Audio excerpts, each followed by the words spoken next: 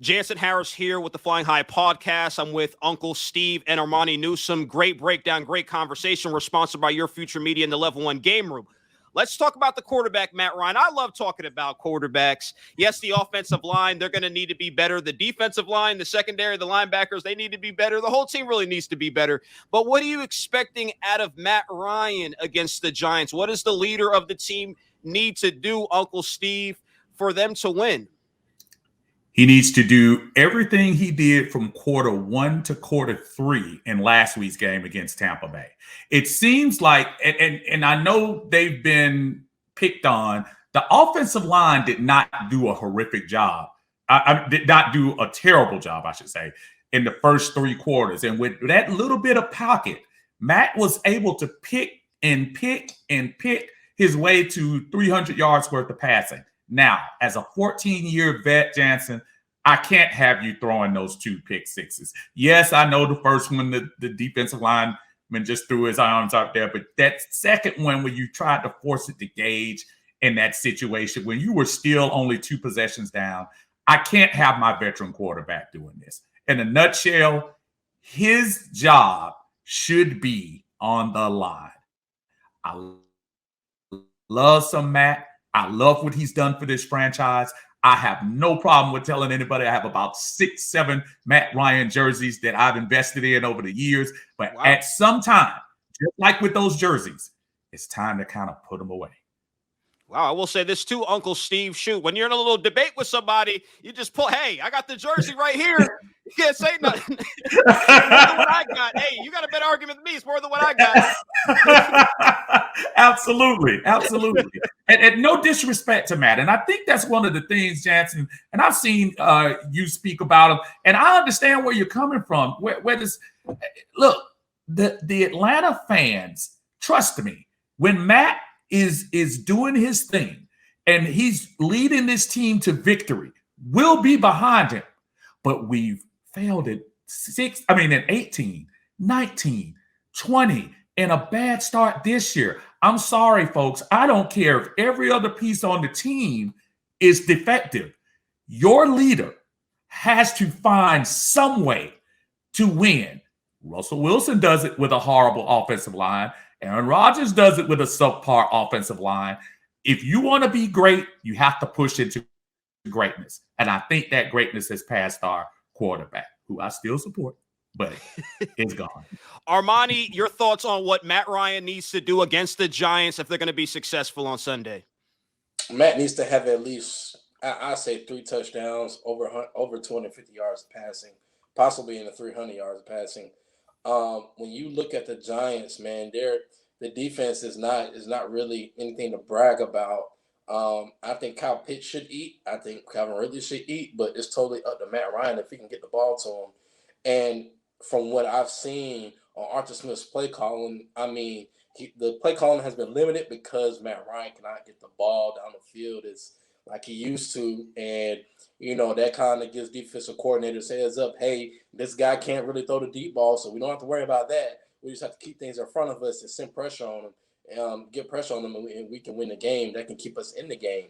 But as far as Matt Ryan goes, like I said, I'm with Uncle Steve. I support Matt Ryan, man. I really want him to win a championship here in Atlanta. I really want him to go out of his career with a ring and with a bang.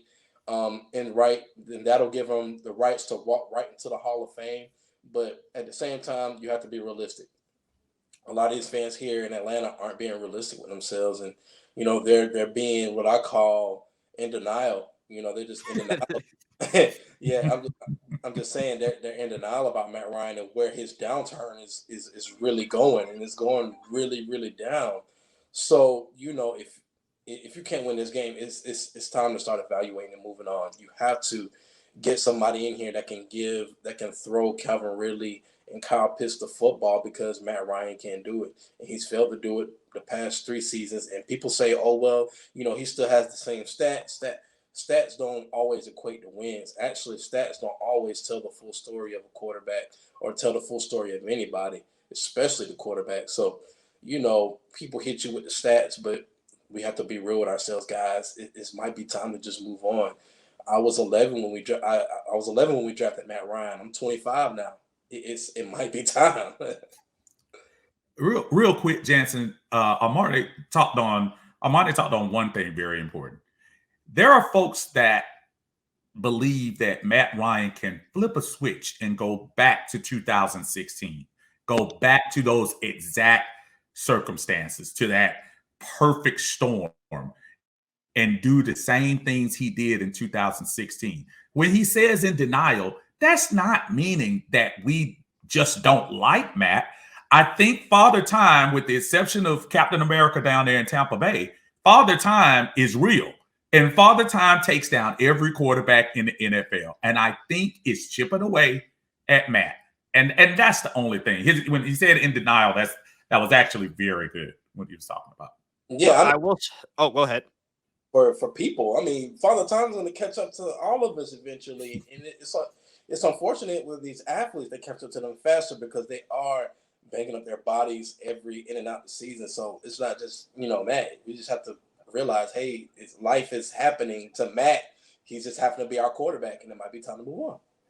Yeah, and I'll say this. If the Falcons lose Sunday, and clearly you guys don't want them to lose, you want them to win, and let's say the offense looks bad, I think the storyline is going to be, is it Arthur Smith or is it Matt Ryan? So I'm kind of glad you guys dissected that. And Armani, you said it too, saying that maybe it's not the play calling. Maybe Matt Ryan is really declining this year. I thought, to me so far, Matt Ryan kind of looks smoother under Dirk Cutter. Obviously, there was a lot of media and a lot of people who didn't like Dirk Cutter being here a second time. They thought it was a bad hire, and they thought he was the one holding this offense back. So that'll be a storyline worth looking at, guys, that we probably all three have to discuss if the Falcons offense doesn't look good against the Giants.